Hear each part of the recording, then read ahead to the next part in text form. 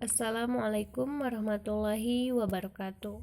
Nama saya Irma Rahmawati. Di sini saya akan menjelaskan mengenai tugas dari teori modul. Untuk yang pertama yaitu misalkan M dan N itu elemen dari M. Kemudian M berelasi dengan N jika dan hanya jika M min N elemen dari L. Nah, buktikan bahwa relasi ini bersifat ekuivalen atau disebut relasi ekuivalen. Nah, untuk pembuktiannya kita tahu kalau relasi ekuivalen berarti harus bersifat refleksif, simetris, dan juga transitif. Nah, untuk yang pertama kita akan buktikan bahwa bersifat refleksif. Oke.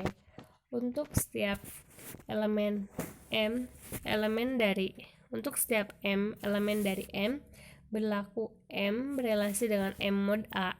Karenanya M min M itu akan sama dengan 0 dan merupakan elemen M. Oke, kemudian yang kedua. Kita akan tunjukkan bahwa bersifat simetris.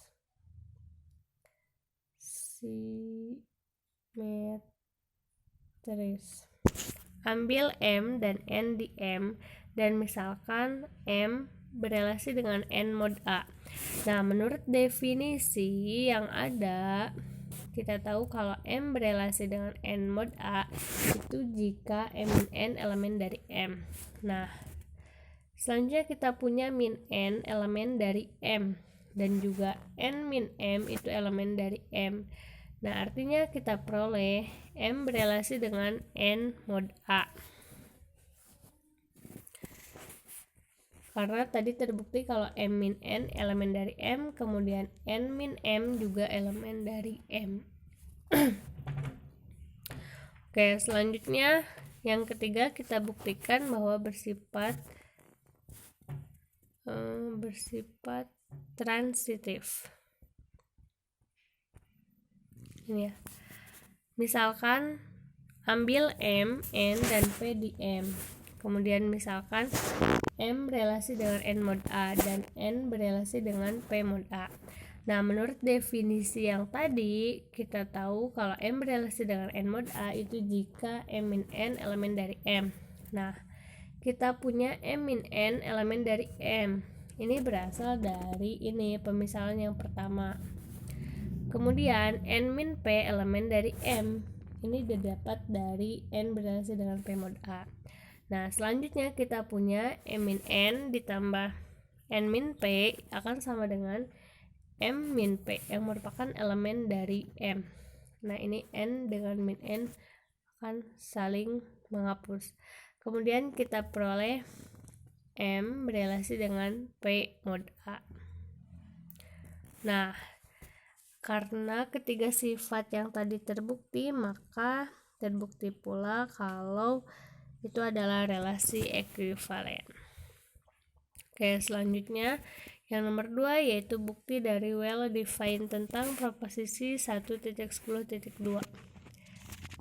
yang berbunyi penjumlahan dan perkalian di R per I itu adalah well-defined. Nah, untuk buktinya misalkan M garis dan N garis itu elemen dari M per L dan R elemen dari ring. Kemudian M garis itu akan sama dengan M1 garis akan sama dengan M2 garis dan N garis akan sama dengan N1 garis sama dengan N2 garis. Nah, untuk penjumlahannya jika M garis dengan N garis maka M plus N garis.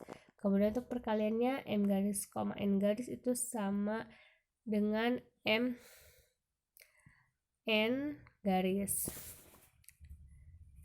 Nah, untuk selanjutnya untuk tadi penjumlahan kan kita punya M garis, N garis itu M plus N garis. Kemudian M plus N garis ini akan sama aja dengan M1 plus N1 garis. Nah, ini juga akan sama dengan M1 garis plus N1 garis. Nah, untuk yang perkaliannya, perkalian dari R dengan M garis yaitu Rm garis. Ini akan sama aja dengan R dikali M garis, kemudian akan sama dengan R dikali M 1 garis. Nah, berarti terdefinisi di kelas ekuivalen. Oke. Selanjutnya kita bahas nomor 3, yaitu misalkan M adalah modul atas R dan L submodul dari M. M per L itu adalah modul faktor dan kernel dari M itu sama dengan L. Nah, buktikan bahwa pemetaan berikut adalah homomorfisme kanonik, yaitu pemetaan V dari M ke M per L, di mana Vm itu sama aja dengan M 1 garis. Nah, selanjutnya buktinya misalkan M dan min M itu elemen dari M per L, R elemen dari R.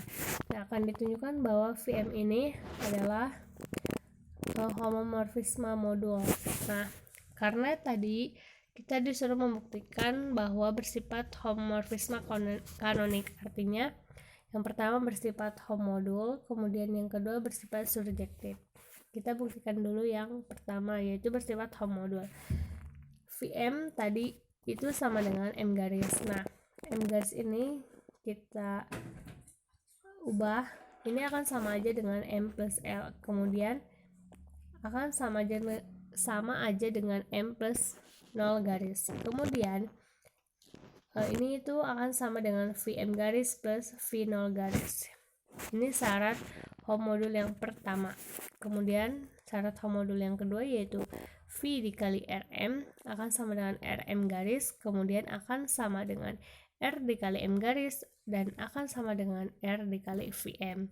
Nah, karena dua syarat homodul tersebut terpenuhi, artinya Vm itu adalah homodul. Nah, untuk selanjutnya kita buktikan bahwa V min M itu bersifat surjektif atau pada. Nah, misalkan M elemen dari M per L, kemudian terdapat min M elemen dari M per L, sehingga V min M itu akan sama aja dengan min M garis, ini akan sama dengan M garis. Nah, terbukti bahwa Vm itu adalah homomorfisme kanonik. Mungkin sekian yang bisa saya sampaikan, kurang lebihnya mohon maaf. Terima kasih. Wassalamualaikum warahmatullahi wabarakatuh.